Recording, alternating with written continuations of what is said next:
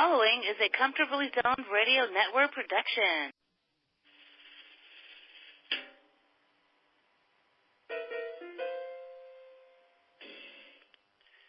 The Comfortably Zoned Radio Network presents The Gall of the Man. And now, the galling man himself, Ralph Zig Tyko. Thank you, Tally Olson. I am back, the man with the gall, coming to you from Alameda, California, right across the bay from San Francisco, and across the moat from Oakland. I am privileged to be here on a Sunday morning and have a guest. His name is David Finoli. He's a fellow podcaster on the Comfortably Zoned airwaves, and he is coming out with a new book. He just had it arrive in the mail. So let's talk to David and have a terrific podcast.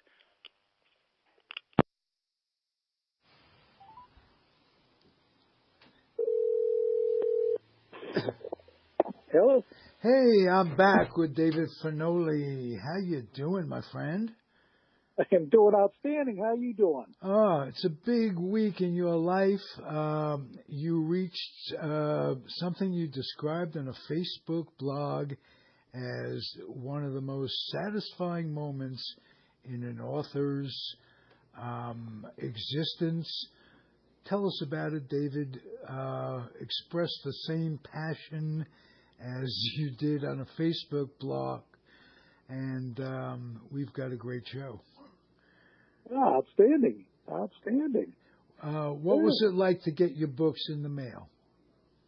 Well, I'll tell you what, that is, you work so hard on these things, it probably, from the time you sell it to a publisher, even before that, because you're putting the book together, you're getting the idea together, you're laying out a table of contents, then you're selling it, then you start it. I mean, the process takes a good year before you get it into the publisher, and then it's about 6 to 7 months after that. So it's just the most satisfying feeling when you've put all the energy you can into this project, and remembering when it just was an idea you were throwing around. When you see that final product, there is absolutely not one thing better about the writing process. And it shows us that the package is very important. Because just as it hit you, it was hitting readers, your fans, Pittsburgh folks that were looking forward to it. And just the visual, the cover says a lot, doesn't it? Oh, it really does. And they did a great job with it. They actually tried to did a great job incorporating the colors of the three main schools in the book, which were Pitt, Duquesne, and Carnegie Mellon - Carnegie Tech, which it was in the early part of the 20th century. Okay. What's the name of the book? And tell me, how many books have you? It must be at least your 12th book, if I'm not mistaken.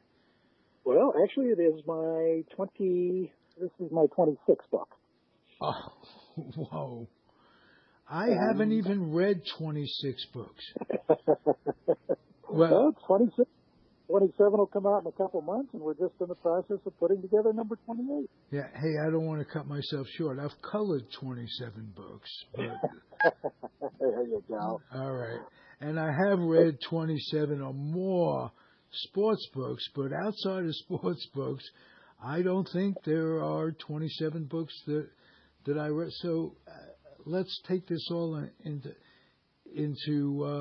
proportion. You are incredibly prolific. I'll tell you what, it is a passion. It is an absolute passion, and this one in particular, I love college sports. We call the book Classic Berg, and what I wanted to do was not just do a book on Pitt, not just do a book on Duquesne, but just so people understand the magnitude of the history of college sports in this area, I wanted to do a book that covered, in my mind, the 50 most prolific games, regardless of sport, in collegiate sports history in the area. Okay. And how do you maintain your objectivity in terms of rooting interest? I know you're a Duquesne guy. yeah, So when you're writing, do you have to make an extra special effort to be neutral? Just curious You about do. the process. You absolutely do. I mean, I'm very proud of my alma mater. Very proud of their accomplishments. But, I mean, from the moment I make a list to the moment it's final, it goes through well more, over 100 revisions. And my first draw probably had Duquesne things up quite a bit, but, you know, when you take the time to kick back and think, did this have some historical value? Does it have some championship value, or does it have pure excitement value? And I'll be honest, I probably knocked off probably about 4 or 5 games that didn't deserve to be there. But you do have to sit back and you know, give yourself a little time after you make the original list to verify those factors. And Okay. it's tough, but it's tough, and you have to do it.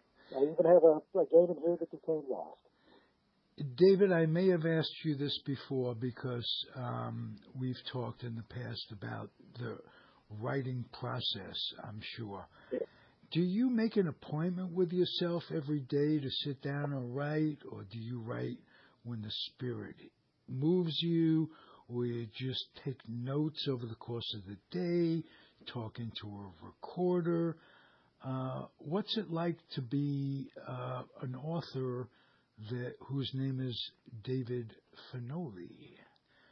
Well, generally, I try to make myself a goal of where I want to be. I'm doing a book right now, and you know, I have a goal of where I want to be at the end of the week.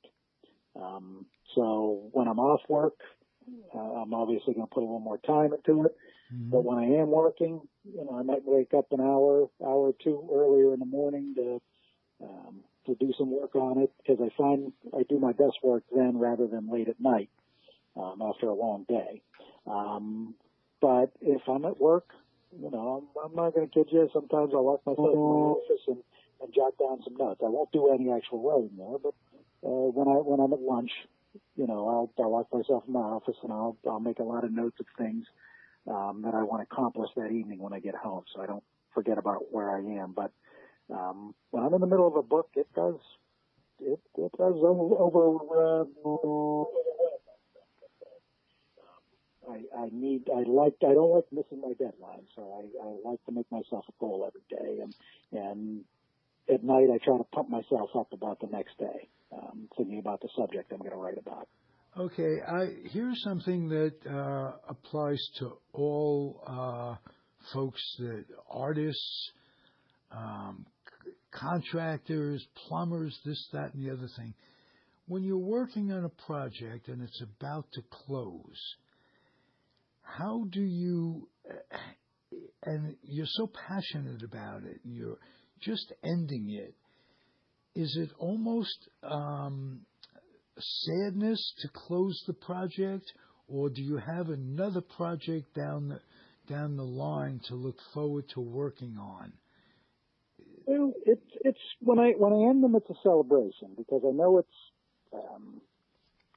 going to be there in a few months, and I look forward to it then. But the reason it probably would be a bit of a sad moment, except for the fact I always, you know, this is over, and as I'm coming to the end of one project, I'm putting together another one.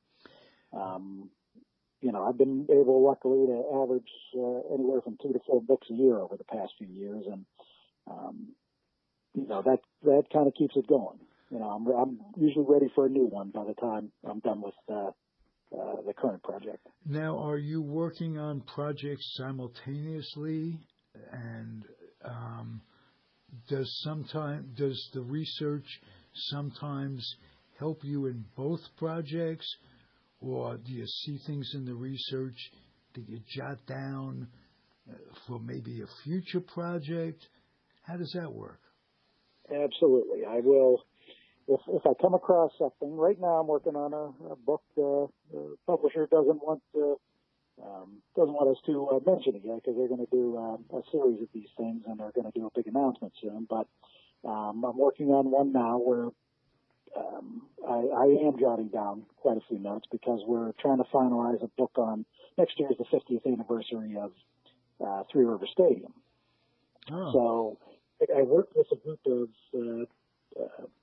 13 authors on a book called Unlucky 21 that we had released last year, on the 21 most tragic sports stories in Pittsburgh history, which was a neat angle we took with that. So, and given Roberto's number 21, I'm sure that is the running theme. Well, that was a theme. I actually, the theme was not only was Roberto 21, but Archie Vaughan was 21, and Chabrier of the Penguins were 21. All three dying young. All three certainly not being able to live a good life, and Vaughan and Roberto dying heroic deaths, trying to save people. So that's what that book was about. Hey, speaking of tragedies, you and I spoke about a mutual friend that we have, Stan Gilbertson. Yes. And when you wrote a book, he was missing. And I have a little good news. Stan is alive, living in Lodi, California. Oh, that's great. And I thought you'd like that. Stan, for those of you, the majority of the folks in the world that didn't hear didn't hear our discussion about him, Stan was a winger, a hockey player who started with the SEALs. And I taught Stan, he was a buddy of mine, I taught Stan tennis. And I've been playing for about 15, 20 years. And I taught him on a Tuesday, and by Saturday he was kicking my ass. So I literally from scratch. Can't believe the hand-to-eye coordination of a world-class athlete, be it baseball, hockey, football. I mean, it transcends to anything, and a world-class athlete has to be appreciated. The scrubbiest scrub in the major leagues is the best ball player in your neighborhood. Absolutely. So we have respect for that. But Stan suffered some of the tragedies of life. He, at a young age, lost a limb. And had a hard time adjusting to that, as any human being would. But again, good news on him, and he's still with us, one of the nicest, down-to-earth human beings I ever met in my life. So I'm happy to hear. And I remember he got a hat trick for the Penguins. Yes, good. He spent some time here in the mid-'70s, and also I guess spent a good amount of time with the Capitals too. But he was. You know, I did not know that. I know he went to the Penguins, but it's hard to follow hockey living in California. I can imagine. It isn't a sport that transcends to a good television experience. Right. It never has, even when they had Peter Puck. So I just wanted to share that good news with you. And, I'm glad you did.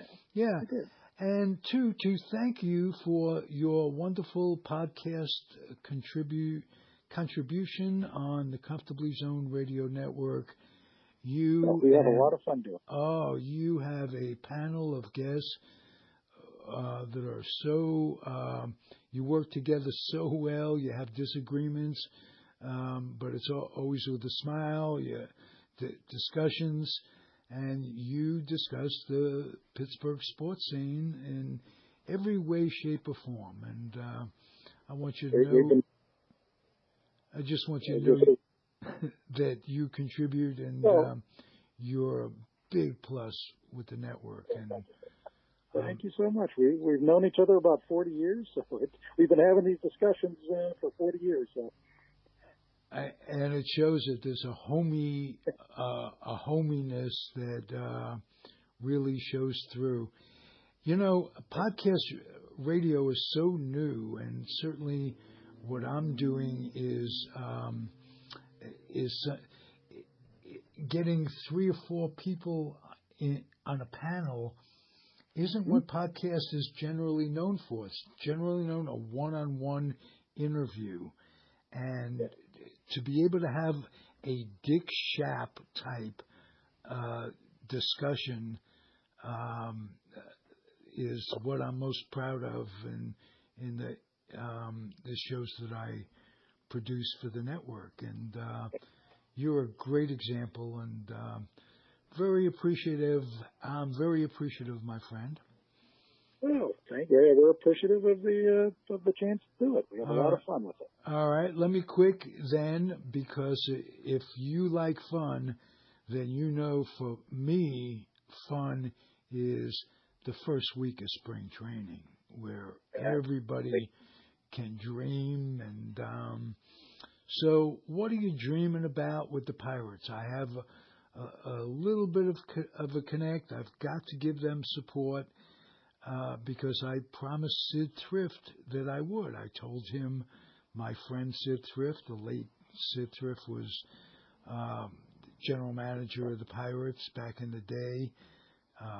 And when he became general manager, I told him I'm a Met fan. I can't give you complete allegiance. He says, just root for me when the Mets aren't playing, or when this, that, and the other thing. So I have a special place in my heart for the Pirates for that reason, a special place because every baseball fan has to have that in their heart for Roberto Clemente. He's a martyr for goodness and everything the game represents. And so I'm with you. What's going on going into spring training? What do you like? What do you not like? Well, what I like is that they have set themselves up with a very good, at least starting rotation in their top 4. Number 5 right now is where the where the competition is going to be. They just signed Francisco Liriano, who hasn't really been great since he's left Pittsburgh, so we'll see how that works out. But they have a kid named Mitch Keller, who's consistently been one of the top 20 prospects in the game, and struggled a little at AAA last year, but I really like what I see from him, and I settle into that role. Another kid, Nick Kingham, had some success up at the major league level last year, had a one-hitter. And I see him as a potential number 5 guy also. So the starting rotation is good. They made some great moves. The bullpen is very strong. And anytime you can have a good pitching staff like that, you're going to be in contention for a playoff spot. They're not going to contend for the division title. That'll be Milwaukee, St. Louis, and the Cubs. But I think they have a chance that they could possibly slip in there with 87, 88 wins if that pitching staff does as good as it did last year. Where they're a little weak is in the middle infield. Right now at shortstop, they got a kid from Cleveland in the off season. They have one of their prospects, Kevin Kramer, who did decently to replace Jordy Mercer, who I wasn't a huge fan of because he wasn't really a great defensive player. At second base, you got Adam Frazier, who is a nice natural hitter. He doesn't have much power, but he's a good Joe Orsolak kind of hitter. And I just don't see him as good defensively there. So that's where they're going to hurt a little, is right up the middle there. Well, if your strength is pitching, you're absolutely correct. And I don't think either of us could name a team that wasn't strong up the middle, catcher, shortstop, second base, center field, that really shows success over a long period of time. You must have D. And, it's been a home run strikeout game, but you can't get away from defense. And and that's I mean they have a good catcher. Marte is one of the better defensive center fielders, but I mean you're trying to teach these kids to pitch to contact, get ground balls, and if you don't have strength up the middle, right, you're going to suffer a little. You're going to suffer a little. Okay, but you can envision 86, 87 games? Am I? As a high mark, I'm going to probably come out 83, 84 is what I see with this team, an 84 and 78 record. Well, you can be pleasantly surprised. The A's surprised us out in Northern California a little bit last year. Teams overachieve, and we'll see what happens. But you have a positive feeling going into spring training. Positive this year than the last couple. So anytime you have a good pitching staff, you're in a game. Absolutely. And as you say, the bullpen is strong, and that's a big thing in today's game. Absolutely. Two good closers with Vasquez and Queta. So you get that lead into the eighth inning. It's pretty much a done deal. Okay, David. Let me ask you about upcoming rule change proposals. For instance, the dreaded DH in the National League. How do you respond to that? It's eventually going to come. I'm not a DH fan by any way, stretch or form. I like the position to put managers in later in the game. Personally, my thought is if you are somebody complaining about the time of a sport, you're not a fan of the sport. So the DH, in my mind, just takes something out of the game, takes some strategies out of the game. Okay. So I'm very anti-DH. But you look for its inevitability, I'm sure. It's coming. It'll be here, and I think he said 2022 is what the due date is. Okay. Will that be as a result of giving in to the Player Association in the new bargaining agreement? Because they will be losing something with teams' refusal to give into these long-term, non-profitable contracts that they've been signing. And it's, you can call it collusion, call it what you want, but you can't expect any business to go on losing money on something indefinitely. I mean, they're not losing money overall, but I think the return that you get, the bang for your buck in the last half of a contract is significantly non-profitable. Sure. When these guys are coming up to their free agent years, a lot of them are on the way down. They've hit their peak. I mean, these guys basically peak at year 5 and 6. Mm-hmm. So you get a year 7 or 8 out of them. That's good. But inevitably, when you're into year 9, you're on the way down. So I see why they don't want to give the guaranteed long-term contract. I mean, Machado has some question marks to be demanding a 10-year, $300 million contract. There's some questions there. Well, the questions, let's get it, not in his talent, although his refusal to not want to play third base and, has to be the shortstop can be very limiting because there are teams that don't need a shortstop. But that notwithstanding, he said something. Not only did he spike a guy, go on the inside of the base in the World Series, but he said something that was not going to turn your average fan on. As opposed, may not be turned off, but you're not going to turn them on by saying, it's not in my DNA to hustle. And he's talking about a World Series, and he's talking about making, before he signs his big contract, making more money than most of us will see in a lifetime. So, and it's telling that the Dodgers didn't attempt to sign him. Right, exactly. But it is also telling they have a shortstop coming back, presumably. But yeah, a kid with that kind of talent should have been no question.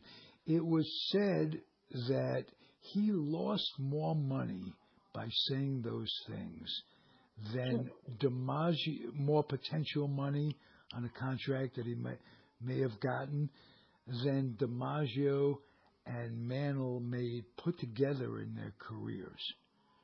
Right. That's true. I mean, that's true. And the thing is, and we see it here with Antonio Brown, they're in a different realm, and they don't comprehend that. They don't comprehend that sometimes your actions are going to cost you in the long run. And I think that's what you're seeing here with Machado. And to a point, Harper, who didn't have his best year last year, and what was a big contract year for him.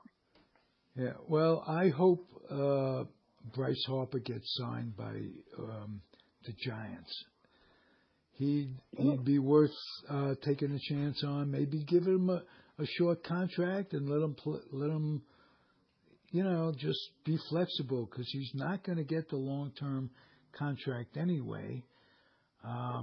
Pay him some good upfront money and let him give you a couple of years and maybe build his reputation up a little bit.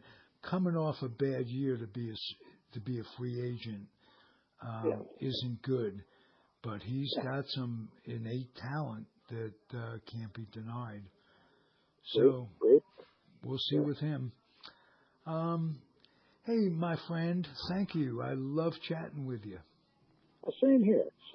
Enjoyed it very much. All right, and we'll talk again soon. Keep doing your roundtable with your guys and talking about Pittsburgh sports on the Comfortably Zoned Radio Network.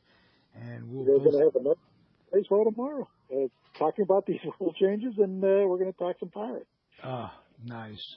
Nice time of the year. Even if you're in a cold weather locale,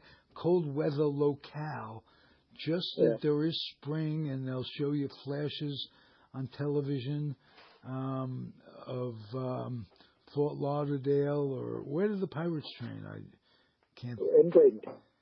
Oh, okay. It wasn't a nice day in Florida today, but it was yesterday, and will tomorrow. Absolutely. Will be tomorrow. So our celebration is twofold: your book in actuality, and spring training as well. So thanks for in doing that with me. Not a problem. Enjoyed as always. All right. Be well. And thanks for listening, everybody. It's been a good day. Adios.